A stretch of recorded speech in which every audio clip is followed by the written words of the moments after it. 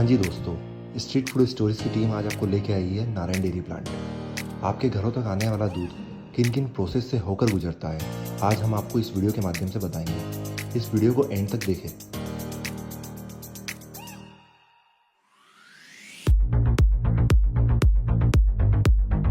तो आज हमारे साथ है बाबूराम यादव जी, जो कि है नारायण डेयरी के ऑनर। तो हम जानेंगे नारायण डेयरी के बारे में इनसे कि नारायण डेयरी कब से शुरू हुई है और ये कब से लगातार चलते आ रही। बाबूराम जी, आप हमको बताइए कि कितने समय से नारायण डेयरी? बॉम्बे में है 70 साल से पहले से। 70 साल से पहले? हमारे दादा के जमाने से, आज़ादी के पहले।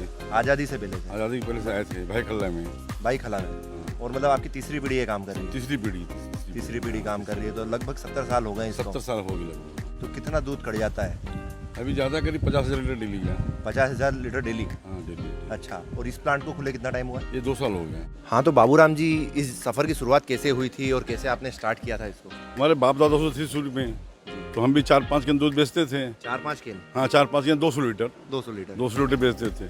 फिर एक हौसला निकला कि बड़ा धंधा करेंगे। फिर आस्ते आस्ते बड़ा धंधा करना शुरू किए। हाँ। शुरू किए तो पहली बार ये गाड़ी हमने लिया। अच्छा, ये गाड़ी मतलब इस टेम्पू से आपने बिजनेस स्टार्ट किया था? सन 90 में गाड़ी लिया था ये। सन 90 में? हाँ। अच्छा। तो इसी गाड़ी की कमाई से ये इतना बड़ा आज कारोबार हो गया है। अच्छा, और आज 50,000 लीटर दूध डेली करता है?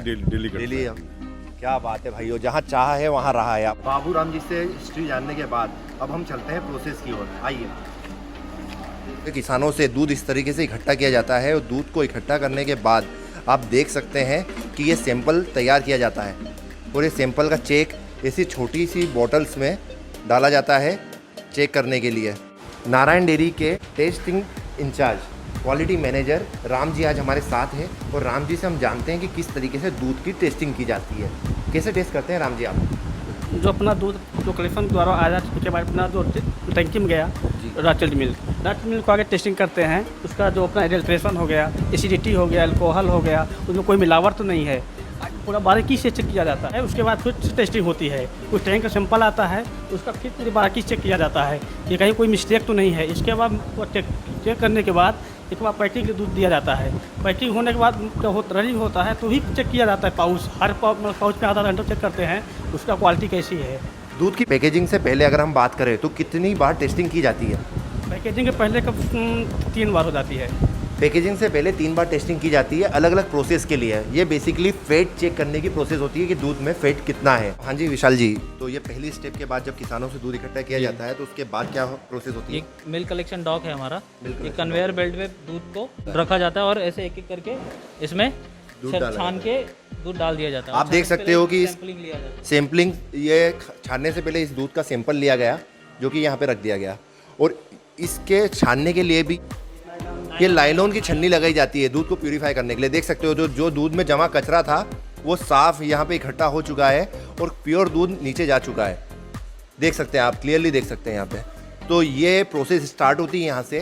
ये प्रोसेस का आप सेकंड स्टेप समझ सकते हो कि दूध डाला गया और दूध को यहाँ पे स्टोर किया गया। ये फिल्टर होती है ना, डम से जो दूध है नीचे जाता है, फिर यहाँ से मोटर के जरिए ये अंदर चिलिंग होके हमारे स्टोरेज टैंक में स्टोर हो जाता है। अच्छा, ये मोटर लगी हुई है। देखो दोस्तों, यहाँ पे देख सकते हो आप कि यहाँ पे मोटर लगी हुई है दूध को खींचते हुए अंदर ले जाने के लिए। इसके थ्रू, इन पाइप्स के थ्रू ये जो स्टोर मिल्क है ये आगे जाता है। आइए देखते हैं कि अंदर किस तरह की प्रोसेस हो रही है। ये जो पाइपलाइन से जो दूध वहाँ डम में है वो मोटर लग के यहाँ से दूध रिसीविंग हो जाता है। हाँ। इसके ये चिलर है, चिलर के थ्रू जो दूध है वो गुजरता है, ग्लाइकोल के जरिए वो ठंडा हो जाता है ना। एक पाइप से दूध आता है, एक पाइप से ग्लाइकोल आता है। तो दोनों जब एक साथ प्लेट्स के अपोजिट में मिलते हैं तो वो उनका हीट जो एक्सचेंज होता है। तो दूध का जो टेम्परेचर होता है बेसिकली 32-34 डिग्री सेल्सियस का होता है और ग्लाइकोल जो होता है 1-2 डिग्री सेल्सियस का होता है। तो उनके जो हीट है, हीट एक्सचेंज होता है तो उससे क्या होता है, दूध का टेम्परेचर भी 2 डिग्री पे हो जाता है। और वो 2 डिग्री के बाद आगे हम उसको प्रोसेस कर लेते हैं या तो स्टोरेज टैंक में स्टोर कर लेते हैं। ये बेसिकली हीट एक्सचेंज प्रोसेस है। ग्लाइकोल का जो टेम्परेचर होता है वो 2 डिग्री होता है और मिल्क का टेम्परेचर होता है वो ऑलमोस्ट 32 डिग्री होता है। तो ये दोनों अपने आप को बैलेंस करते हैं, दूध का टेम्परेचर भी 2 डिग्री तक मैनेज करने के लिए। इसके बाद दूध चिल्ड हो जाता है और वो नेक्स्ट प्रोसेस के लिए आगे बढ़ता है। ग्लाइकोल की मदद से दूध को ठंडा करने के बाद अगली प्रोसेस पे हम पहुँचते हैं दूध को गर्म करने की। एक पर्टिकुलर टेम्परेचर 81.3 टेम्परेचर पे दूध को गर्म किया जाता है। किस चीज़ की मदद से दूध को गर्म किया जाता है? यहाँ पे जो ये प्लेट्स लगे हुए हैं, इसके थ्रू गर्म हॉट स्टीम पास की जाती है। उसके बाद उसको फिर से होल्डिंग में लिया जाता है। वो स्टीम कहाँ से आती है? ये स्टीम आती है बॉयलर से। बॉयलर से। बॉयलर कहाँ रखे हुए हैं? बॉयलर बाहर रखे हुए। तो बॉयलर से जो दूध गर्म हो जाता है उसके बाद का प्रोसेस आप हमें बताइए। बॉयलर में जब दूध गर्म हो जाता है, गर्म होने के बाद वो होल्डिंग में आता है। होल्डिंग में? जी, होल्डिंग में 15 सेकेंड ये पाइप्स में आता है। दूध गर्म होने के बाद होल्डिंग्स में इस पाइप्स में आता है। आप देख सकते हैं ये जो पाइप्स हैं यहाँ पे दूध आता है और उसके बाद वो वापस चिलिंग के लिए आ जाता है। दूध को एक पर्टिकुलर टेम्परेचर पे गर्म किया जाता है। पर्टिकुलर टेम्परेचर पे गर्म करने के बाद इन पाइप्स की मदद से वो वापस सेकंड स्टेप चिलिंग की होती है। आप देख सकते हैं यहाँ पे चिलिंग मशीन रखी हुई है। इन चिलिंग मशीन के थ्रू दूध को वापस ठंडा किया जाता है। उसके बाद क्या होता है? ठंडा होने के बाद वो वापस ही पाइपलाइन के थ्रू स्टोरेज टैंक में चला जाता है।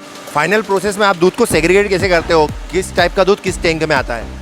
जैसे फुल क्रीम मिल्क जो दूध है वो इसमें स्टोर कर देते हैं, और एक हमारे पास है डबल टोन, वो इसमें हो जाता है, और एक टोन मिल्क है वो वहाँ पे हो जाता है। नारायण डेयरी में 3 टाइप की वेराइटीज़ होती है मिल्क की।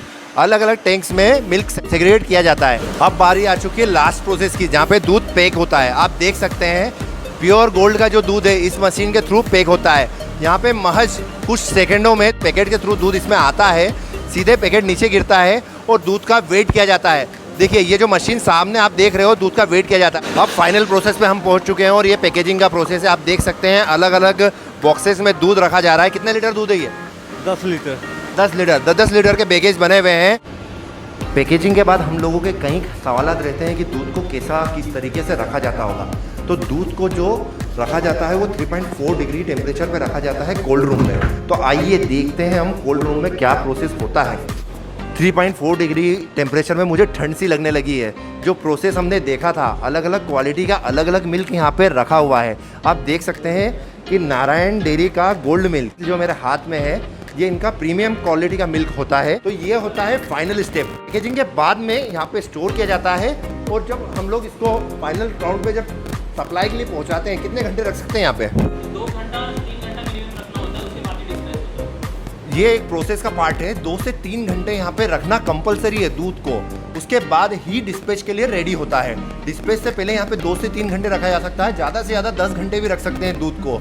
वैसे लोगों के मन में कई सवाल होते हैं कि हम दूध को कितने दिन रख सकते हैं? वो मिनिमम फ्रिज में आप 1 हफ्ते तक दूध रख सकते हो, कोई प्रॉब्लम नहीं। क्योंकि जब दूध आता है, रॉ मिल्क आता है, वो उसके फटने की संभावना होती है। बट जब वो प्रोसेस हो जाता है तो उसमें जितने भी बैक्टीरिया वगैरह मर जाते हैं, तो पूरा हाइजीनिक हो जाता है। उसके बाद उसकी लाइफ बढ़ जाती है, सेल्फ लाइफ बढ़ जाती है। तो आप मतलब लोगों के मन में कई सारे मिथ हैं, कई सारी चीज़ें चलती है कि कई केमिकल यूज़ किए जाते हैं दूध को करने के लिए। ऐसा कुछ जो नहीं, केमिकल नहीं यूज़ किया जाता, जो कि एक बहुत सारी कंपनियां करती भी हैं, ऐसा नहीं है नहीं करती। बट हमारे यहाँ पूरा शुद्ध काम होता है।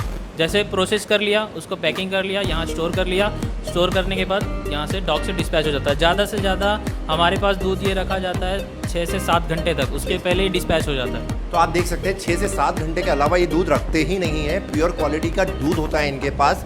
और आप ये सब मिथ है कि कोई केमिकल यूज़ किया जाता है। दूध की पर्टिकुलर प्रोसेस होती है, एक रिफाइंड प्रोसेस है, एक डिफाइंड प्रोसेस है जिसके थ्रू दूध रखा जाता है। तो ये सारे मिथ है जो आपके माइंड में चलते हैं। आप उस मिथ के परे हटिए और आप दूध को इस्तेमाल कीजिए। जो डायरेक्ट दूध आता है उसमें कई टाइप के माइक्रो बैक्टीरियाज होते हैं, लेकिन ये जो फिल्टर्ड दूध होता है, प्रोसेस दूध होता है, इसमें किसी भी तरह का कोई माइक्रो बैक्टीरिया नहीं बचता सारी प्रोसेस के बाद। तो नारायण डेयरी का सुपर दूध, गोल्ड टोन दूध आप इस्तेमाल कीजिए और बताइए हमें कैसा लगा आपको ये दूध। थैंक यू दोस्तों।